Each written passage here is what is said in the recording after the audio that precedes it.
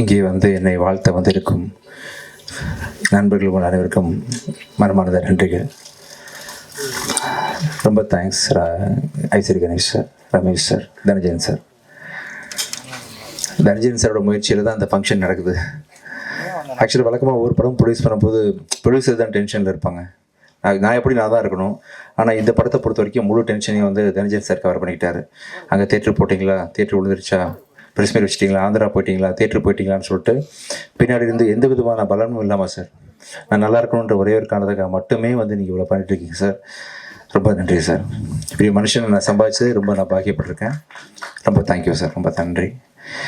இந்த படத்தை வந்து நிறைய மேடைகள் வெற்றி கொடுத்துருக்கேன், தோல்வி கொடுத்துருக்கேன்,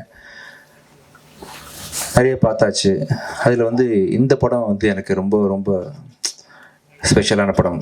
ஏன்னா இந்த படத்தில் வந்து 2 முக்கியமான நல்ல மனிதர்களை அறிமுகப்படுத்துகிறேன்றது தான் காரணம். ஒன்று வந்து முதல்ல லியோ ஜான் பால் டைரக்டர். எந்த ஒரு படமுமே பார்த்திங்கன்னா ஹீரோனால் ஓட போகிறதில்ல. கடவுளே வந்து ஹீரோ நடித்தா கூட டைரக்டரோட ரைட்டிங்கும் டைரக்ஷனும் ஸ்ட்ராங்காக இல்லைன்னு சொன்னால் கண்டிப்பாக ஒரு ஷோ கூட பிக்கப் ஆகாது படம். அதே வந்து யாருனாலுமே ஒரு குரங்கை வச்சு படம் இருக்கிறோம், கழுதியை வச்சு படம் இருக்கிறோம் அப்படின்னு சொன்னால் டைரக்டர் ரைட்டிங் ஸ்ட்ராங்காக இருந்தால் அந்த படம் பிளாக் பஸ்டர் ஆகும். அதுக்கு ராமநாதன் சார் பெரிய உதாரணம்.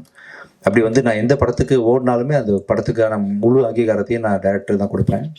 இது வரைக்கும் பண்ண அத்தனை படம் அப்படி தான். அதில் வந்து ஒரு இந்த படம் ஓடினதுக்கு முழு முதற் காரணம், எல்லா காரணமுமே வந்து என் டைரக்டர் லியோ ஜான் பால் தான்.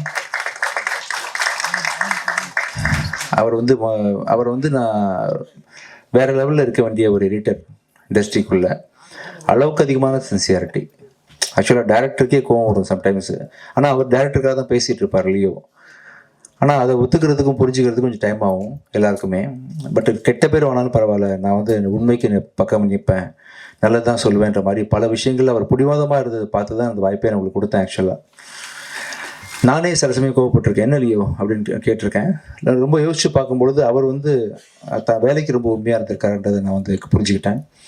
கண்டிப்பாக சொல்கிறேன், லியோ வச்சு நீங்கள் ஃப்யூச்சரில் யார் படம் எடுத்தாலுமே கண்டிப்பாக ஒரு ரொம்ப சின்சியராக யார் வந்து சொன்னாலும் அந்த படத்துக்கு உண்மையாக ரொம்ப இருப்பார். ஆஸ் எடிட்டராகவும் இருப்பார், ஆஸ் எ டேரக்டராகவும் இருப்பார் அப்படின்னு ரொம்ப பெருசாக நம்புகிறேன். உங்களுக்கு ஸோ இது வரைக்கும் நீங்கள் பட்ட கஷ்டம்லாம் சேர்ந்து இதுக்கப்புறம் ஒரு பெரிய சக்ஸஸ்ஃபுல் பர்சனாக நீங்கள் லைஃப்பில் இருப்பீங்க. இவரை லான்ச் பண்ணுறது, ஒரு நல்ல மனுஷனை லான்ச் பண்ணுறது மூலமாக சந்தோஷப்படுறேன். அடுத்தது வந்து என்னோடய தங்கச்சியோட சன் அஜய். என் பிச்சைக்காரன் படத்தில், ரோமியோ படத்துலலாம் எனக்கு ஏடியா ஒர்க் பண்ணார். அஜய் லான்ச் பண்ணுற ஒரு படம், ஃபஸ்ட்டு படம் வந்து தப்பாகிடக்கூடாதுன்னு கொஞ்சம் ஒரு கவலையிலே இருந்தேன். அது இல்லை அப்படின்னு சொல்லிட்டு நீங்கள்லாம் சப்போர்ட் பண்ணி இந்த படத்தை நல்ல ஒரு பேர் வாங்கி கொடுத்துருக்கீங்க. அப்போ அஜயை ஃபஸ்ட்டு படம் லான்ச் பண்ணுறதை தாண்டி இன்னொரு பெரிய சந்தோஷம் எனக்கு இருக்குது. அது வந்து எவ்வளோ கோடி கொடுத்தாலும் கிடைக்காத ஒரு சந்தோஷம். ஆக்சுவலாக எவ்வளோ கோடி கொடுத்தாலும், நான் இன்னும் எவ்வளோ படம் நடித்தாலும் சரி, இதுக்கு முன்னாடி நடிச்சிருந்தாலும் சரி, பிச்சைக்காரன் 1க்கு ஈக்குவலாக வந்து எந்த படமே இருக்க முடியாது.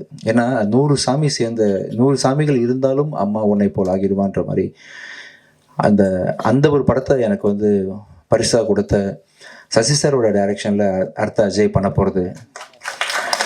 அந்த படத்தை வந்து உருவாக்கி கொடுத்த ரமேஷ் பிள்ளை சார். ஒரு 2வது படத்துலேயே வந்து ஒரு ஹீரோவுக்கு வந்து சாதாரண விஷயம் இல்லை அஜய், புரியாது, அதோட முக்கியத்துவம் என்னன்னு தெரியாது. அதுவும் அந்த கதையை நான் கேட்டேன் ரமேஷ் சார். நான் வந்து பிச்சைக்காரன் 1க்கு கதை கேட்டு முடிச்சுட்டு சார்கிட்ட பர்மிஷன் கேட்டேன். சார் கொஞ்சம் வெயிட் பண்ணுங்க சார், கொஞ்சம் எழுதிட்டு வந்துடுறேன், ரொம்ப முடியல. அதாவது கதையை கேட்கும்போது டிஸ்டர்ப் ஆகிடக்கூடாதுன்றதுக்காக அப்படியே ஹோல்டு பண்ணி வச்சுருந்தேன். அதே மாதிரி பல நாள் கழித்து சசி சாரோட டைரக்ஷனில் இந்த படத்தில் வந்து எப்படி ஒரு மனுஷனால் சொல்லாமலே டைம்லேருந்து ஆரம்பிச்சு தனஞ்சயன் சார், சரி சார் இந்த படத்தை நீங்கள் கண்டிப்பாக பார்க்கணும், இப்போ ஷூட்டிங் போக போகிறோம் நெக்ஸ்ட் மந்த்து, சொல்லாமலேருந்து ஒரு 20 வருஷமாக ஒரு மனுஷனால் எப்படி இவ்வளோ க்ரியேட்டிவாக இருக்க முடியும்னு சொல்லிட்டு அவ்வளோ, அதாவது இது வரைக்கும் யாருமே சொல்லாத ஒரு விஷயத்த வந்து யாருமே யோசிக்கல. அந்த விஷயத்த நம்ம பல படங்கள் தமிழ் சினிமா பார்த்துருச்சு, யாருமே பார்க்காத ஒரு முக்கியமான ஒரு சொசைட்டிக்கு தேவையான ஒரு நல்ல கருத்தோட அந்த படத்தை வந்து சசி சார் இன்றைக்கும் ஷார்ப்பாக பண்ணியிருக்காரு. கேட்கும்போது அவ்வளோ காமெடி, அவ்வளோ emotional sequences plus with moral, அதாவது சொசைட்டிக்கு தேவையான விஷயங்கள்னு சொல்லிட்டு அப்படிப்பட்ட ஒரு படத்தில் வந்து அஜய் நெக்ஸ்ட்டு நான் நடிக்கிறதும், நான் சசி சார் கூட பணியாற்றுறதும், அது ரமேஷ் பிள்ளை சார் இயக்கிறதும், ஸோ இப்போ ப்ரொடியூஸ் பண்ணுறதும் பெரிய ஒரு சந்தோஷமான விஷயம். ஸோ ரொம்ப இது எல்லாத்துக்கும் சேர்த்து உங்களுக்கு நான் எப்படி தேங்க்ஸ் பண்ணுறதுன்னு தெரியல. ஒவ்வொரு தடவையும் நான் ஜாலி பண்ணிட்டு போயிடுவேன் ஃபங்க்ஷன் வந்தால். மனமார்ந்து சின்சியராக உங்கள் எல்லாருக்கும் வந்து அந்த சந்தோஷத்தையும் அந்த நன்றியையும் தெரிவிச்சுக்கணும் உங்களுக்கு அப்படின்றதுக்காக தான் இந்த சக்ஸஸ் மீட்டு. மிக்க நன்றி. ஸோ இதுக்கப்புறம் கூட நான் தயாரிக்கிற ஒவ்வொரு படத்துலையும் அடுத்ததாக வந்து சத்ய திருமகன் ரிலீஸ் ஆக போகுது. கூடிய சீக்கிரம் அதுக்கான அறிவிப்புகள் ஐ திங்க் இன்னும் 5-6 டேஸில் அதோட ரிலீஸ் டேட் அனௌன்ஸ் பண்ணுறேன். படம் ரொம்ப நல்லா வந்திருக்குது. எனக்கு என்னமோ நல்லது நடந்துட்டுருக்கு இந்த டைம்லலாம் தெரியல. நான் மிகப்பெரிய விசிறி அருண் பிரபு புருஷோத்தமன் டைரக்ஷனுக்கு அருவி படத்தை பார்த்து வாழ் படத்தை பார்த்து நான் இப்படி ஒரு டேரக்டர் நம்ம ஊரில் இருக்காருன்ற அளவுக்கு அவரை வந்து நான் சத்யஜித் ரே அளவுக்கு நான் மனசில் வச்சுருக்கிறேன் அருண் பிரபுவை.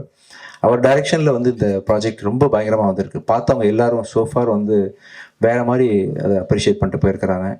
இன்றைக்கி டேட்டில் நான் வந்து அந்த படத்தை வந்து விஜய் டிவி ஹாட்ஸ்டார் தான் டிஜிட்டல் வாங்கியிருக்கிறாங்க. ஹிந்தி ஆர்கேடின்னு ஒரு கம்பெனி வாங்கியிருக்கிறாங்க. முடிஞ்சிருச்சு. போஸ்ட் ப்ரொடக்ஷன் ஒர்க் போயிட்டுருக்கு. விரைவில் அறிவிப்பு வெளியே வரும். அந்த ஃபுல்லாக நீங்கள் தான் வைரல்.